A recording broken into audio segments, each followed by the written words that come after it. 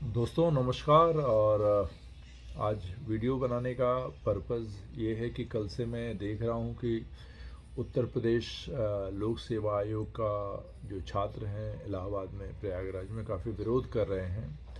और विरोध का कारण है कि जो यूपी पीएससीएस की परीक्षा है और ए आर ओ की परीक्षा है ए आर ओ की उसको मल्टीपल शिफ्ट में कराने की सरकार ने योजना बनाई है दिसंबर में।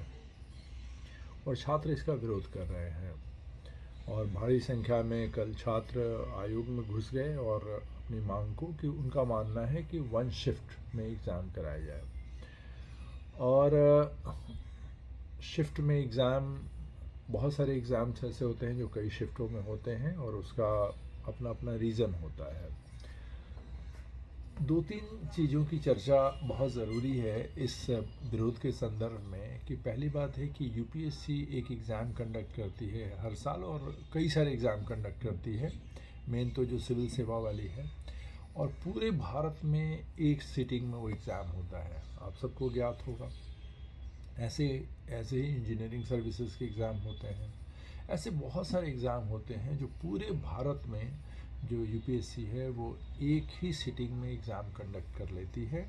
और जहाँ तक मेरी जानकारी है यूपीएससी में ऐसी कोई गड़बड़ी की सूचना, बाकी कभी छोटी मोटी हुई होगी, ब्लैंकेट कोई ऐसा करप्शन या कोई इस तरह का यूपीएससी में पेपर लीक हमने सुना नहीं है। उसके बाद उत्तर प्रदेश आया, फिर झारखंड आया, फिर कई राज्य आए जहाँ पे लगातार जो एग्ज़ाम्स है, चाहे पीसीएस के हों चाहे और दूसरे सबऑर्डिनेट सर्विसेज के हों, पेपर लीक की खबरें आईं और खूब एग्ज़ाम कैंसिल हुए। एक एग्ज़ाम कैंसिल हुआ। अब यूपी और बिहार के आपको एजुकेशनल इकॉनमी को समझना होगा। यूपी और बिहार में रोज़गार का मतलब कहीं प्राइवेट नौकरी करना नहीं होता है। वो एक क्लास होती है जो शुरुआत में ही पढ़ाई नहीं करती है, जिनके माँ बाप अफोर्ड नहीं कर सकते हैं और उनको बहुत ही कम उम्र में 15 16 17 साल की उम्र में वो बाहर मुंबई और सूरत और अहमदाबाद और ऐसे शहरों में माइग्रेट कर जाते हैं।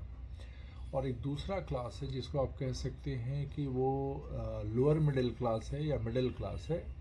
उनके माँ बाप की एक ही तमन्ना होती है कि बच्चा किसी भी तरह से पढ़ाई करे, और पढ़ाई करके रोज़गार का मतलब है कि किसी भी प्रकार के सरकारी सेवा में आ जाए। डिपेंड करता है कि वो कैसी पढ़ाई कर रहा है। और मैं खुद पटना में रहा हूँ, मैंने इलाहाबाद में इतने साल पढ़ाए हैं और मैं जानता हूँ कि पटना और इलाहाबाद जैसे शहरों में रह के पढ़ने का जो ये सोशल इकोनॉमिक क्लास है वो कितनी मुश्किलों से पढ़ता है। छोटे छोटे कमरों में रहना, खुद खाना बनाना, और खुद खाना बना के मतलब साइकिलों पे पैदल चल के, और एक ही आ, उद्देश्य होता है, एक ही लक्ष्य होता है कि किसी न किसी प्रकार के सरकारी सेवा तक पहुंचा जाए।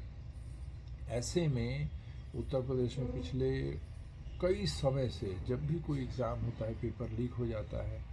और पेरेंट्स की भी सोशियो इकोनॉमिक कंडीशन ऐसी होती है कि वो बहुत लंबे समय तक सस्टेन नहीं कर पाते। और मान लीजिए कि बच्चे का नहीं सिलेक्शन हो रहा है, तब तो समझ में आ रहा है कि भाई चलो अब मैं नहीं पढ़ा पाऊँगा, तुम कुछ करो। लेकिन व्यवस्था में की कमियों के कारण कि पेपर लीक हो जा रही है, इमेजिन करके देखिए कि बच्चों का फ्रस्ट्रेशन का लेवल क्या होगा। ऐसे बच्चे जो इतनी विपरीत परिस्थितियों में, मैं खुद पटना में रहा हूँ तो मुझे याद है कि हमारे यहाँ से एक तिवारी ट्रैवल्स बस चलती थी। हम तिवारी ट्रैवल्स के बस के ऊपर मतलब बोरे में चावल, गेहूँ और सरसों का तेल और जो स्थानीय मसाले जो गांव में हो जाते हैं, धनिया वगैरह, ये सब हम लेके आते थे। और फिर एक महीना डेढ़ महीना जब ख़त्म होता था तो फिर हम में से कोई एक भाई गांव जाता था, मतलब राशन लाने हम लोग बोलते थे। और ऐसे ही पूरे इलाहाबाद और पटना की इकॉनमी है। ऐसी परिस्थिति में अगर एक पूरी इतनी बड़ी व्यवस्था जो एक एग्ज़ाम नहीं ले सकती, आज पूरे देश में चर्चा है वन रैंक वन पेंशन की, वन नेशन वन इलेक्शन की, वैसे में एक राज्य इतनी प्रतिष्ठित परीक्षा पीसीएस की और एआरओ की एक शिफ्ट में नहीं करा पा रहा है। अब क्या मैं कहूँ, मतलब या तो प्रशासन सामने आए और अपनी बात रखें कि भाई देखो ये कारण है। ये तो मैं मानता हूँ कि आयोग की पहली परीक्षाएं जो होती थी उसमें ट्रांसपेरेंसी का अभाव था, लेकिन एग्ज़ाम रेगुलर था। और मुझे अभी की स्थिति पता नहीं है। तो मेरा मानना है कि सरकार केवल विज्ञप्ति निकाल दे कि हम कोई एग्ज़ाम 2 शिफ्ट में करेंगे, कोई एग्ज़ाम 3 शिफ्ट में करेंगे और बस आप लोग लग जाइए। लोकतंत्र में बच्चों को अपनी बात रखने का हक है और राज्य को भी अपनी बात रखने का हक है। वो सामने आए और बताएं कि आखिर वो क्या कारण है कि वो एक बार में परीक्षा नहीं ले सकते, वो कौन सी कमियां हैं जिसकी वजह से परीक्षा लेने में दिक्कत आएगी। सारी बातों को सामने रखना पड़ेगा। आप केवल विज्ञप्ति निकाल देंगे तो स्वाभाविक है कि छात्रों में असंतोष होगा, क्योंकि उनकी बहुत दिमाग में आशंकाएं होती हैं और जिसका परिणाम है कि जो कहते हैं ना, फ्रस्ट्रेशन जब एक्यूट पर पहुंचता है, छात्र सड़क पे सामान्यतः नहीं आते। और स्पेशली पीसीएस और गेस्टेड परीक्षाओं की तैयारी करने वाले, वो अपने टेबल कुर्सी पे बैठ के पढ़ने वाले लोग होते हैं और अपनी एक आगामी परीक्षाओं की तैयारी करते रहते हैं। छात्रों का सड़क पे आ जाना एक कोई छोटी बात नहीं होती है। छात्र बहुत कम ही सड़क पर आते हैं और इस तरह के एग्ज़ाम में, एक बार सीसैट के समय में यूपीएससी में की तैयारी करने वाले छात्र आए थे सड़क पे।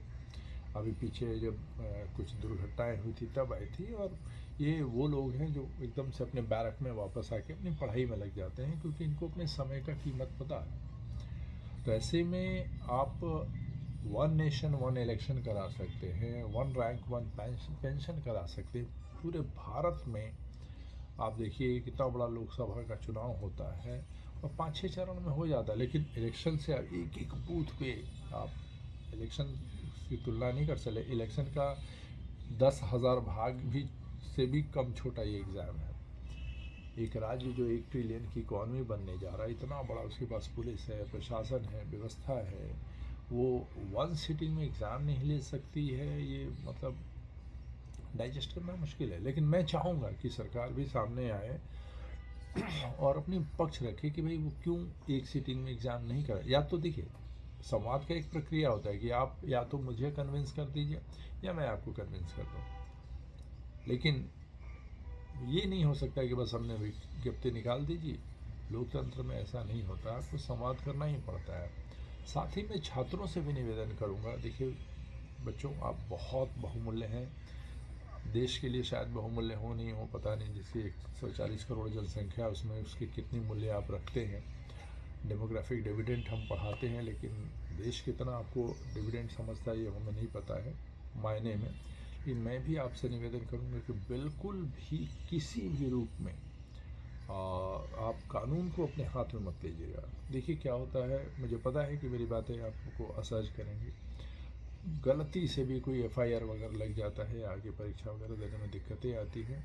तो जितनी शांतिपूर्ण तरीके से, देखिए बहुत सारे सही तरीके हैं जिससे आप अपनी बात कह सकते हैं और सरकार को मतलब काफ़ी हद तक अब बाध्य कर सकते हैं। तो मैं यही कहूँगा कि उग्र मत होइएगा, कोई ऐसा काम मत करिएगा जिससे कि आप पे कोई एफआईआर वगैरह हो जाए, क्योंकि एग्ज़ाम आपके लिए, मतलब आप और अपने परिवार के लिए, आपकी ज़िंदगी और आपका ये इस तरह का क्लीन होना बड़ा महत्वपूर्ण है। तो मेरा ये निवेदन है और सरकार से भी निवेदन है कि आप इसको रिकन्सिडर करिए। कोशिश कीजिए कि एक बार में ही एग्ज़ाम हो और बहुत निष्पक्ष तरीके से हो। और इतने सालों से आप एग्ज़ाम नहीं ले पा रहे हैं सर, इसे भी आप अपनी प्रशासनिक विफलता के रूप में देखिए। और छात्र बहुत उम्मीद रखते हैं अपने राज्य सरकारों से, अपने केंद्र सरकारों से, अपने स्थानीय सरकारों से। लोकतंत्र में आपसे नहीं उम्मीद रखेगा तो किससे रखेगा। तो मैं आपसे निवेदन करता हूं कि अगर आप नहीं ले पा रहे हैं तो आप सामने आके अपने पक्ष को रखिए, बताइए कि क्यों नहीं ले पा रहे हैं। और छात्रों से भी निवेदन करूँगा कि बच्चों, धैर्य से, लोकतांत्रिक तरीके से, अहिंसक तरीके से अपनी बातें रखिएगा। कोशिश ये करिएगा कि कभी भी लॉ एंड ऑर्डर को आप चुनौती ना दें। तो मैं दोनों पक्षों से निवेदन करूंगा कि संवाद करें, आपस में बैठ के बात करें, सामने आएं और अपनी बात रखें। जय हिंद।